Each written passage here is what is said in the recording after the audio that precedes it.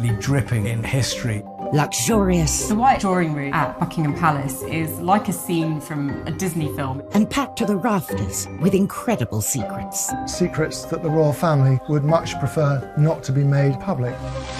From royal courtships to royal births to royal marriages and scandals, the palaces have played host to all of that.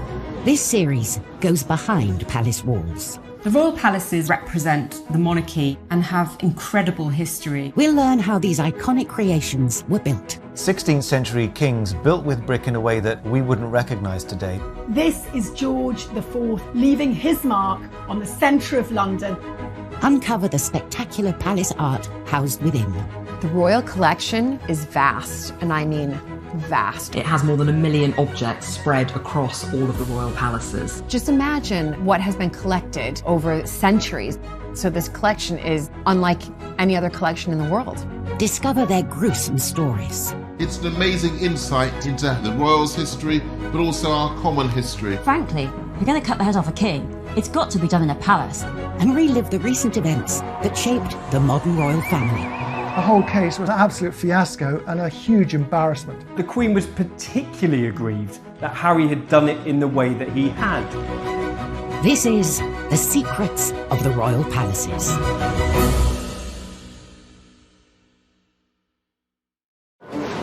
This time, a palace security breach puts the Queen in peril. To wake up to find a complete stranger standing over your bedside must be terrifying. We reveal Sandringham's scandalous past as a playboy prince creates the ultimate party palace. He was a gambler, he was a bit of a drinker, and he was constantly at it. And the world's most iconic palace suffers a plumbing problem. She had this handkerchief covered in perfume just put to her nose so she wouldn't smell it. We reveal the secrets of Leonardo da Vinci's drawings hidden within the royal collection. Can you imagine the changes in the course of modern science that might have come about had we discovered them earlier? And we glimpse inside Windsor's coronavirus bubble. Like everybody, the Queen has had to make sacrifices during lockdown. Like the monarchs who have gone before her, the Queen has a range of spectacular palaces to enjoy. But she doesn't visit them on a whim. The royal year runs like clockwork. The Queen's calendar doesn't change. Every summer is at Balmoral and every Easter is always spent at Windsor. And for Christmas, there can only be one location, Sandringham in Norfolk. We think of Sandringham as all the royals getting together for their Christmas Day service and getting those iconic shots. But Sandringham wasn't always the traditional venue for royal Christmases. From the 12th century, monarchs had spent the festive season at Windsor Castle. But this all changed when the royals put down roots at this much-loved family home. Set in 20,000 acres of Norfolk countryside, this mini-kingdom has been the private home of 4 generations of British monarchs. Sandringham's not an obvious regal property. It's often criticised for just being a country house and not a necessarily very distinguished one either. But the point of it is that it is comfortable. I think Sandringham occupies a unique position among the royal residences, and each succeeding generation of royals has loved it. Sandringham is about the private person. It's about the family life behind the image of the throne. Prince Philip has retired there. So in many ways a kind of wholesome royal family house, but indeed its history was rather different. In 1862, Queen Victoria acquired the Sandringham estate for her somewhat wayward son and heir, Edward.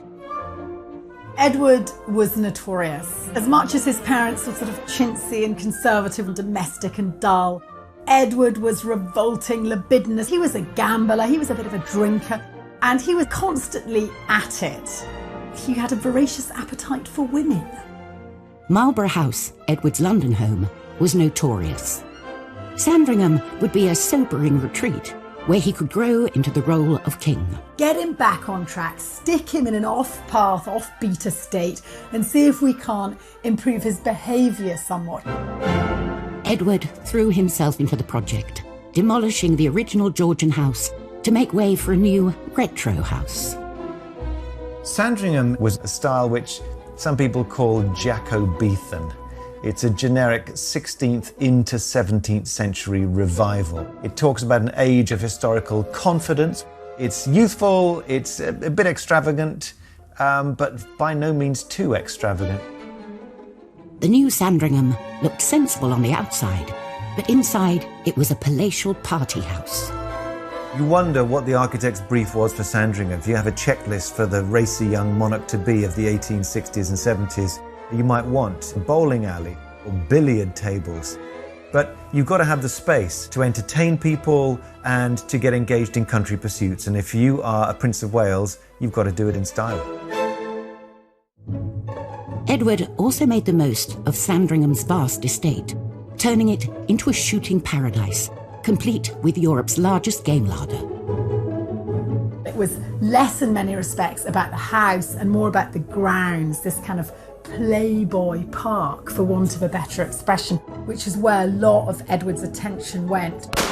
They planted thickets and they imported literally bags of partridges and pheasants and rabbits to get this started. How to make this the very best shoot in England, and that really, really mattered at the time. They say time waits for no man, but at Sandringham, even the clocks were subject to royal whims. Edward was absolutely determined to try and cram in as much hunting each day as he could. And indeed, he changed the clocks, created Sandringham time to give him more daylight hours to hunt in.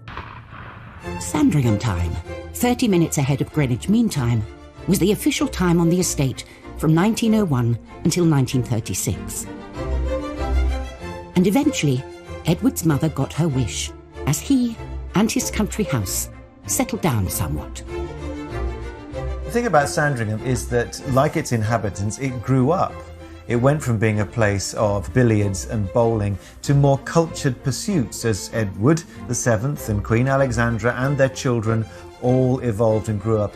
And so the old bowling alley became the Long Library, and that's where the Queen is shown when she gave her first televised address to the nation. So it's not a fixed thing, it shows a life lived. The royal palaces serve as homes, as offices, and as bolt holes away from it all. But they all share a common purpose: to keep the royal family safe. Some were built with security in mind. Windsor is a castle. It was built to do battle. It was built to house armies. It was built to protect a royal family. But the palaces are not always as secure as they seem. At 6:45 a.m. on the 9th of July 1982, unemployed labourer Michael Fagan approached Buckingham Palace. His actions over the next 45 minutes would uncover a series of shocking weaknesses in the palace's security systems. He managed to climb this 14-foot high wall. And then he climbed up a drain pipe into a window and found himself roaming free in the corridors of Buckingham Palace. It's the most extraordinary breach of security. For 15 minutes, Fagan wandered around the palace. A cleaner said good morning. I think he sat on the throne. He had taken his shoes off and had no socks, so he must have looked quite a sight. But clearly, nobody took any notice. But exactly how had Fagan evaded palace security? Apparently an alarm sensor had detected his movements, but police dismissed it. The officers in that control room had been desensitised to the alarms because there was ongoing problems by them giving false readings. So he was allowed to wander around Buckingham Palace. Fagan could have left the palace and no one would have known. But his early morning jaunt didn't end there. He entered a room that would turn his trespass into a worldwide scandal. At 7:15 a.m, he found the door to the Queen's bedroom unprotected. Her security detail had gone off the night duty at 6 o'clock. and nobody else was in place. And the next line of defence, her footman, was nowhere to be seen. The footman had taken the dogs for a walk, so the Queen was there on her own. Inside the bedroom, Fagin opened the curtains and woke the Queen. The sight of this slightly dishevelled man wandering into her bedroom must have been really, really terrifying for the Queen. To wake up to find a complete stranger standing over your bedside must be terrifying. The Queen pressed the alarm bell in her bedroom. But no one came. The Queen was incredibly composed. She kept Fagin talking. She remained incredibly calm. The Queen clearly got the measure of Michael Fagin, engaged him in conversation. In fact, Fagin asked for some cigarettes. Luckily, a maid who'd been cleaning nearby entered the Queen's bedroom. The maid went to get cigarettes and returned with police officers. Fagin was marched out of the palace, with everyone realising the Queen had been very lucky. It was a complete and utter disaster from a protection point of view. I mean, by very good luck, Michael Fagin did not go there with the intention of harming the Queen. But it could have turned out really badly. The impact of this break-in went much further than the Queen's bedroom.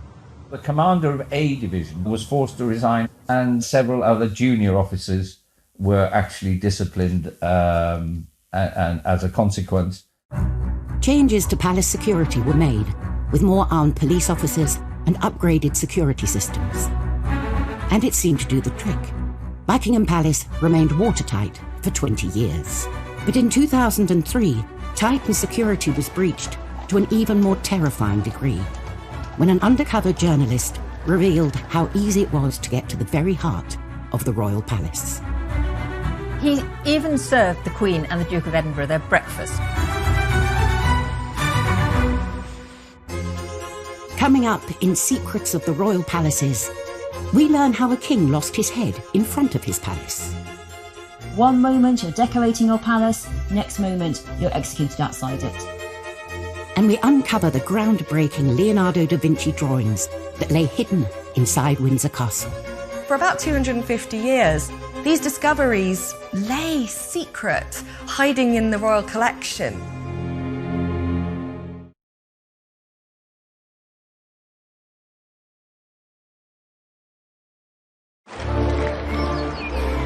Royal palaces form the backdrop for great national events, where we can join the royal family in joy and celebration. But they have also been the site of the royals' darkest days. In January 1649, the monarchy was in peril, and so was King Charles I. He'd lost the English Civil War against Oliver Cromwell and his parliamentarians, and now he was on trial. He was essentially put on trial for not doing the job of king in the way he should have done, for really taking too many powers from Parliament and proroguing Parliament too much, so don't do that. He defended himself quite valiantly and said he shouldn't be on trial at all because he was king and only answerable to him up there. But it was a foregone conclusion, open and shut case to the Cromwellians. He was found guilty and sentenced to be executed. Having been tried at the Palace of Westminster, the king was sent to St. James's Palace to await his death. He had a lot of palaces to look at when he was suffering his final awful days. On the 30th of January 1649, Charles was marched across St. James's Park, not to Tower Hill, the traditional execution site, but to the Palace of Whitehall. Because frankly, if you're going to cut the head off a king, it's got to be done in a palace. And this wasn't just any palace. Whitehall was probably the largest palace in Europe and the centre of English royal power. It was also beautiful. At the banqueting house of Whitehall, Charles I actually decorated the roof with these incredible Rubens paintings.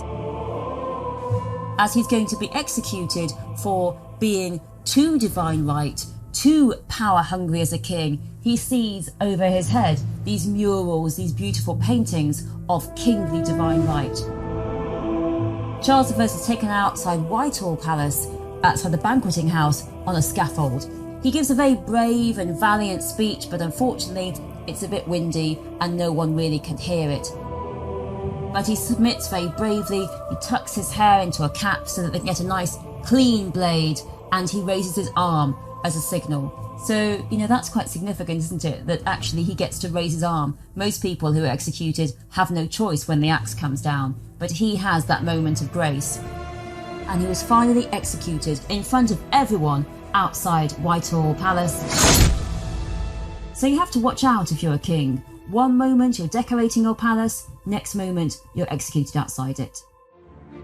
Charles I lost his throne and his head, but he left an incredible legacy, a collection of artworks that would become the basis of the royal collection. Charles I was a great lover of the arts. He recognised the power of collecting, the power of art to showcase the strength of the monarchy and of the court. When the monarchy was restored, the collection continued to grow, and today it's one of the largest private art collections in the world, boasting over 1 million items.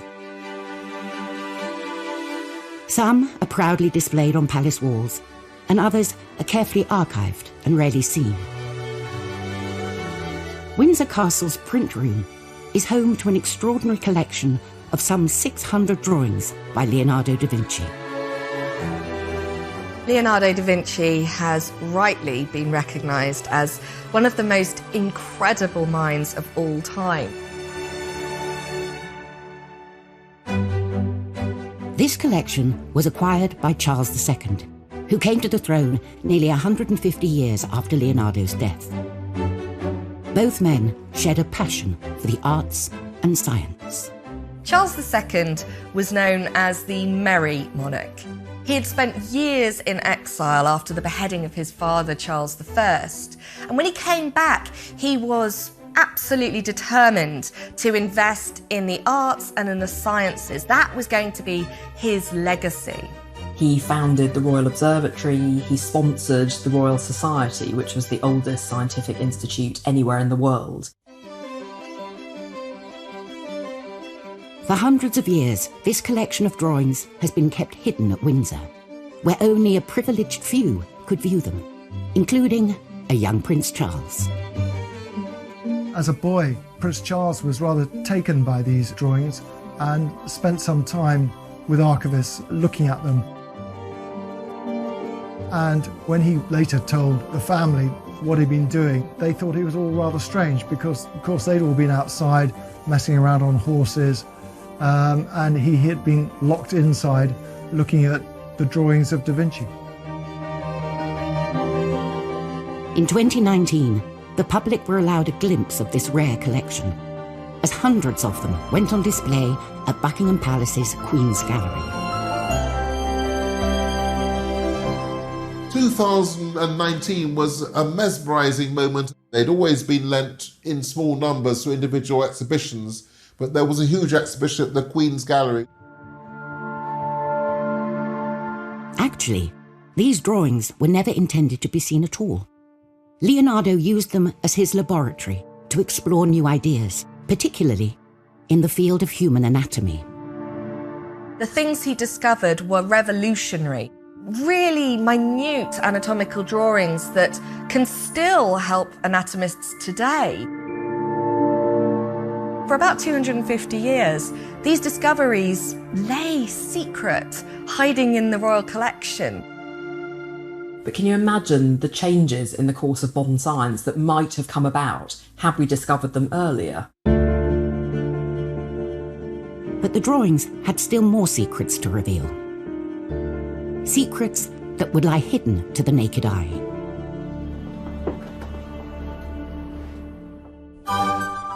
Royal palaces house not only priceless treasures and centuries of history, but also the royals themselves.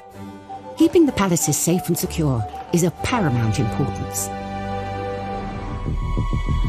In 1982, Michael Fagin's intrusion into the Queen's bedroom revealed the cracks in Buckingham Palace's defences.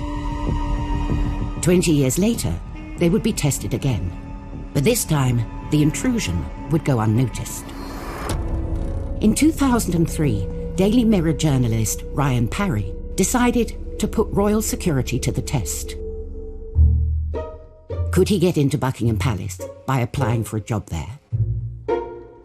The application process was surprisingly straightforward.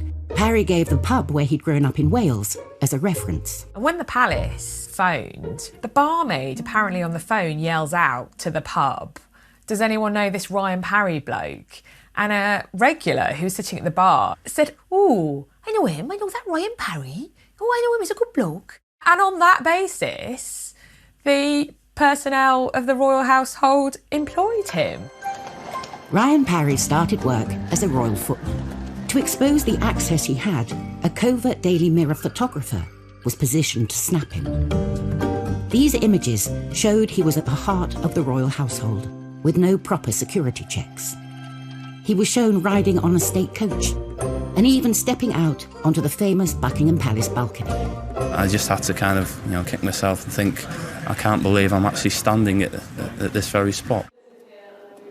The distinctive uniform was his past. Once he'd got the uniform, there seemed to be a trust. He used his access to all areas to nose around the whole palace. He even served the Queen and the Duke of Edinburgh their breakfast, and he took photographs. It was the most extraordinary scene.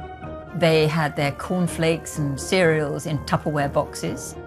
We imagine perhaps that the Queen eats off silver salvers on a daily basis, but actually she doesn't. She eats just like the rest of us.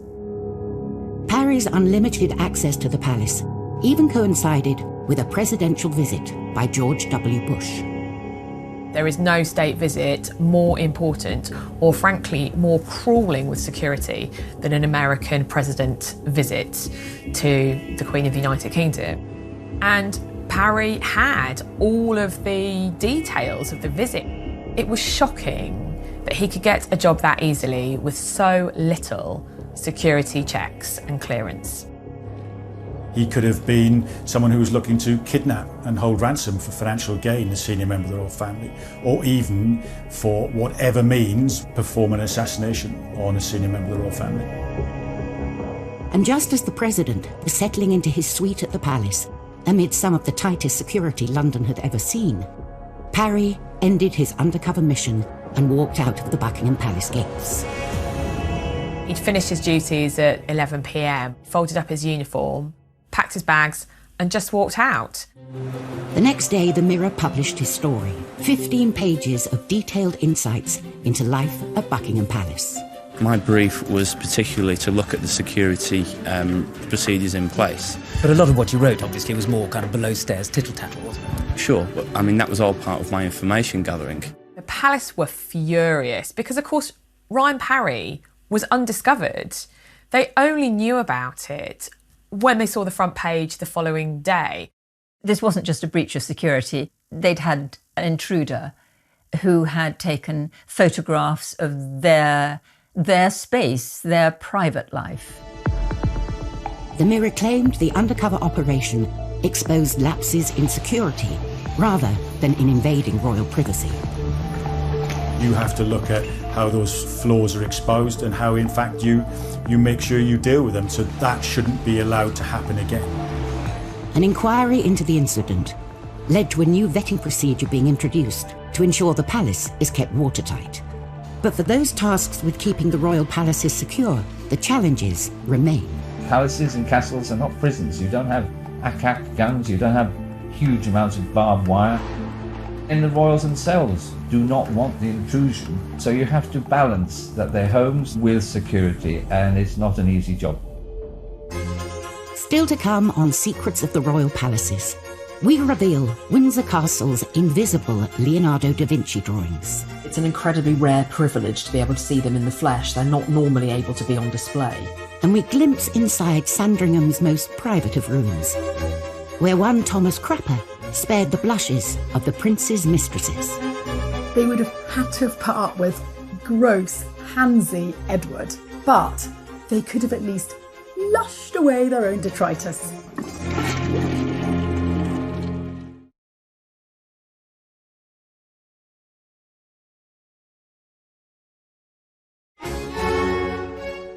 The royal palaces are home not only to the royal family, but to some of the most important artworks on the planet. All of this stuff is the Queen's, but it's also the country's. The royal collection looks after all of this priceless furniture, all of these priceless paintings on behalf of the nation. Amongst the collection is this rarely seen set of some 600 drawings by Leonardo da Vinci. Acquired by King Charles II over 350 years ago, they're still revealing their secrets today. One of the things that would have really appealed to Charles II as both a collector and someone with quite a scientifically inclined mind was Leonardo's mirror writing. Many of the drawings are covered in a strange handwriting, and this was Leonardo's secret shorthand. It was also mirrored, so it only reads properly from right to left if you hold it up in front of a mirror.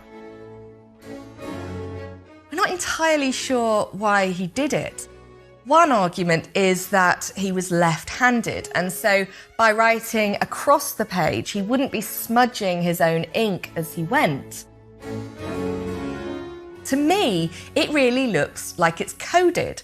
So perhaps he used mirror writing in order to protect his ideas from people that might wanted to steal them. But these weren't the only secrets the collection was concealing. Among Leonardo's most beautiful sketches are pieces of paper that seem like they are completely blank. Over the centuries, the drawings had faded. But under UV light, they are revealed.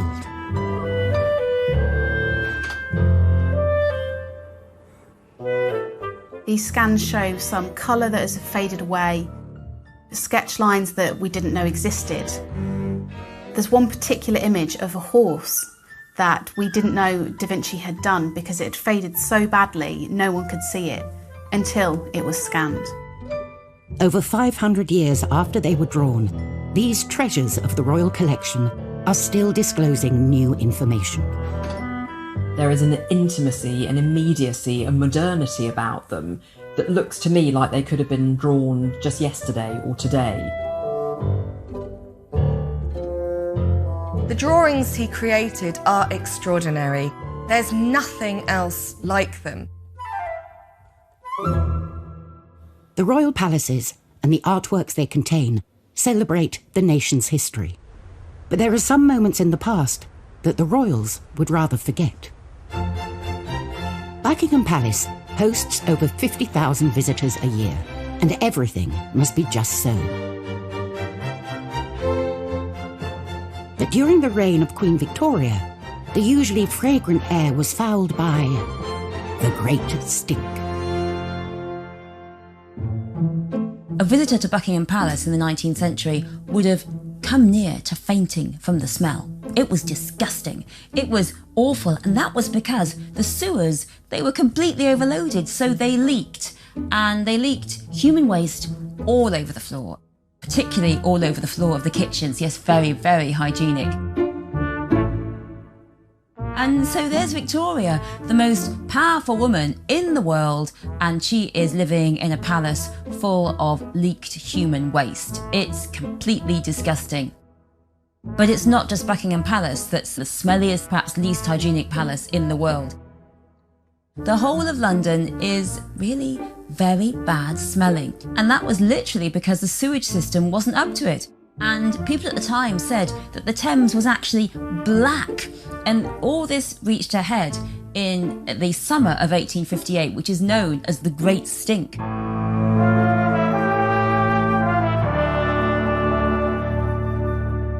And Queen Victoria herself, well, she soldiered on. But there was one day in which she and Albert had to go out on the Thames for a royal visit to see this steamer that was really one of the sights of London at the time. And Victoria was ready. She was a prepared kind of queen. She had this handkerchief covered in perfume to put to her nose so she wouldn't smell it. But even, she said, after 2 minutes, she couldn't cope. So she had to say to the boat, go back to Buckingham Palace. She really felt she was about to faint. She said to her daughter Vicky that she'd been half poisoned by the smell of the Thames.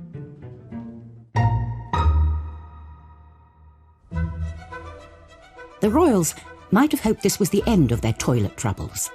But 13 years after the Great Stink, they faced a new sanitation issue. This time, the problem wasn't at Buckingham Palace, but at Sandringham. Queen Victoria bought the Sandringham estate for her 21-year-old son Edward, in the hopes that it would offer a calmer, healthier lifestyle. But at this idyllic country residence, a deadly threat lay undetected, and the heir to the throne was left fighting for his life. In 1871, Edward, the Prince of Wales, got really sick with typhoid fever, and it created a huge national moment of emergency. The press reported daily Edward's battle for survival. Tensions were raised because his father, Prince Albert, had died of typhoid only 10 years earlier. A great inquest was undertaken about where he might have got typhoid from. And so the issue of how to create a clean, safe, sanitary environment was something taken with the utmost seriousness. As part of the investigation into how the prince might have got typhoid, it was thought that contaminated water at Sandringham might have been the cause. The solution was for a 60-foot high tower. It had on the top of it a 32,000-gallon iron tank, which contained the water from a new spring which had been drilled. And all that fresh water then would be enough to power the taps and the toilets down in the house, but was also strong enough for 4 fire hoses to be sprayed over the roof of the place. 7 years after Edward survived typhoid, the Appleton Water Tower was completed. Built in a Byzantine brick style, it sits on the highest point of the Sandringham estate. There's an extra benefit to that because a royal viewing gallery was set underneath the tank, which gave sweeping views across North Norfolk. They must have had their fingers crossed that the tank held over the royal family. And works were carried on inside the building too. For the palace loos, Edward brought in the best. Thomas Crapper's name echoes down the ages. He was celebrated for being a great sanitation engineer. He went from toilets being bog standard to creating a new standard for bogs. He's not the inventor of the flushing loo, but he's one of the men who patents it and makes money from it. He was given a royal warrant for the work that he did at Sandringham. He created all of the sanitation for this new house, including 30 cedar-seated toilets. And there were things of great beauty. For Edward, such pretty porcelain was certainly an added attraction. He was well known for keeping a string of pampered mistresses.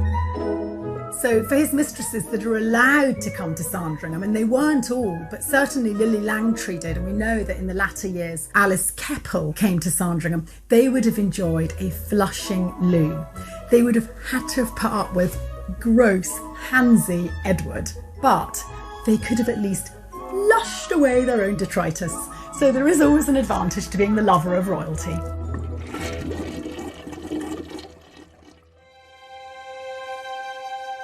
Throughout history, the British royal palaces have withstood wars, floods, and fires. But in 2020, the world faced an unprecedented threat. As the deadly coronavirus pandemic took hold, palace officials scrambled to protect the Queen. It's probably more important that the Queen is isolated than anybody else. The government depends upon her. So were she to succumb to the pandemic, it would be an extra crisis. Then, aged 93, the Queen and Prince Philip, almost 99, were considered at extreme risk. 4 days before the rest of the country officially locked down, the Queen left the capital and was whisked away to Windsor Castle. Having a castle like Windsor Castle to lock down in is almost ideal. It's built as a fortress. But even Windsor Castle would need an extra line of defence against this new enemy. So the royal household set up something known as HMS Bubble, sort of a social bubble, if you like, within Windsor Castle. HMS Bubble consists of a team of 22 loyal staff members who supported the Queen and the Duke through lockdown. Like everybody, the Queen has had to make sacrifices during lockdown, and she's managed to pare her staff down to just the basic 22. You know, a couple of chefs, an army of gardeners, a valet or two, some housemaids, housekeepers. I don't think she'll be making her own dinner quite yet, but it's definitely a stripped-down version of the huge amount of staff and courtiers she normally has. Before entering Windsor for their 3-week shift, every member of staff would have to undergo a week's quarantine and COVID testing. You're dealing with an invisible enemy. With the virus, it only has to come in that secure bubble that you've created. Getting it wrong is not an option. Despite the strict new measures, spirits in Windsor remained high. Prince Philip was particularly amused by the use of the phrase bubble, because back in the 50s and 60s he was referred to in some quarters as the Big Bubble, which was, of course, Cockney rhyming slang, bubble and squeak for Greek. So the first number is 5 and 8, 58. But even with palace doors firmly shut, the world was allowed a rare glimpse inside Windsor and the other royal homes. I'm very glad to have been able to join you today. One of the big revelations of lockdown has been being able to see into everyone's homes. The Queen on the phone to Boris Johnson during one of her weekly audiences, using the old-fashioned 1970s telephone, surrounded by corgi ornaments. Every surface that is flat in their homes is covered in clutter. Now, these are homes of people who never do their own dusting. She may not do her own dusting, but the Queen and her team have successfully managed to keep her palace COVID-free. Coming up on Secrets of the Royal Palaces, Prince Philip's controversial plans for Sandringham cause a royal family feud. The Queen Mother, she was horrified that a house that she loved might be threatened with demolition. And we reveal the strict protocol surrounding the royal tartan. It is the most exclusive fabric that anyone could wear in the world.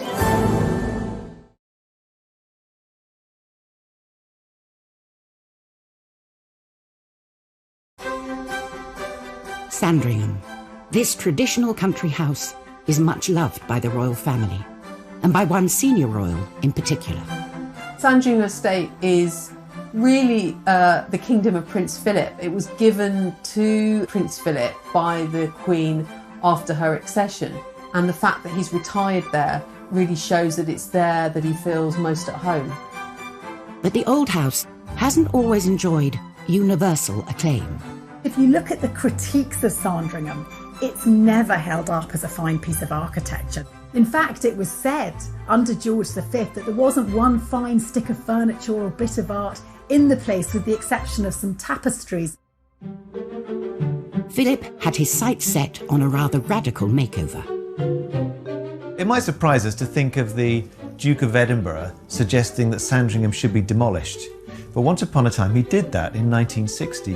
If Sandringham needed to be swept with a new broom, the Duke of Edinburgh was the man to wield it. Philip carved out this role as a bit of a moderniser. Now, that's not how we'd see him today, but give the guy a break. He's in his 100th year. Prince Philip proposed that it should be pulled down and the dusty old rooms might be replaced with something altogether more modern and befitting of a 20th century monarchy. He looked to an architect called David Roberts, who'd used a brick modernism, large windows and open planning to create new types of space and lots of light. Amidst an atmosphere of post-war optimism, the Queen was sympathetic to Philip's modern ideas. But then the Duke came up against a formidable opponent. The Queen Mother hadn't really bought into that whole picture, and she was horrified that a house that she loved might be threatened with demolition. Queen Elizabeth faced a dilemma: back her beloved Philip or put family and tradition first. This isn't just a royal residence. It's somewhere that the Queen is hugely emotionally invested in. Her grandfather and her father adored Sandringham. Ultimately, the Queen Mum got her way. The Queen rejected Philip's plans, and the nation was spared a 1960s concrete palace. So Sandringham stayed the way that it always had been, and consequently, Sandringham has hardly evolved since. The interiors are still largely as they were in the 19th century. The sitting room is kind of full of knickknacks. There's the feeling that Queen Alexandra or Queen Mary have sort of just left the room. So not necessarily everybody's taste, some might say a bit over the top, but actually very, very intimate and warm and cosy. Sandringham isn't the only much-loved private royal home. Balmoral is set amongst the lochs and mountains of the Scottish Highlands. Its beauty inspired one royal to turn fashion designer. At Balmoral, the royal family love to embrace the Highland life, particularly when it comes to their attire. The family take their Scottishness very seriously, and they wear tartan a lot when they're in Scotland. For centuries, tartan has been worn by Highlanders as a symbol of clan identity. Each clan in Scotland has its own tartan. It represents the family, the lineage, the history of that particular clan. So it's about as Scottish as you can get.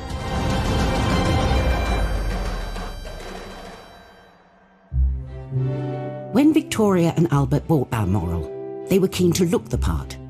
But as a non-Scot, Albert had no tartan. So he decided to design his own. The Balmoral tartan that was designed by Prince Albert, and it's grey and red and black. It's quite distinctive. The mottled grey background of the Balmoral tartan is supposed to represent the granite that can be found locally around Balmoral. It was slightly amended by Edward VIII, so now the version we have today is similar but slightly softer in tone. But what makes the Balmoral tartan so unique is its exclusivity. The use of the fabric has for many years been strictly controlled. The Queen is the person who has to decide if anyone else is allowed to wear it, so even those in the royal family have to get her permission. But there are a few chosen non-royals who are permitted to wear the tartan.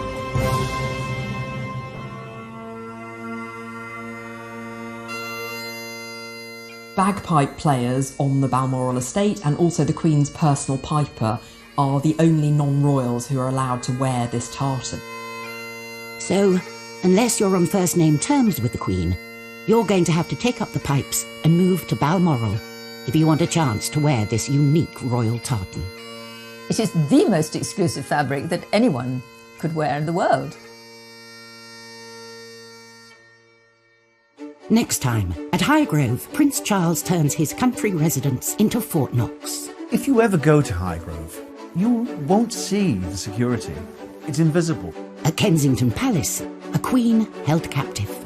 The Kensington system becomes a Game of Thrones, a battle of wills between the Duchess and Conroy on one side and Victoria on the other. And at Sandringham, a witness from Prince Philip's crash reveals what really happened. The driver couldn't move. It was quite obvious it was Prince Philip.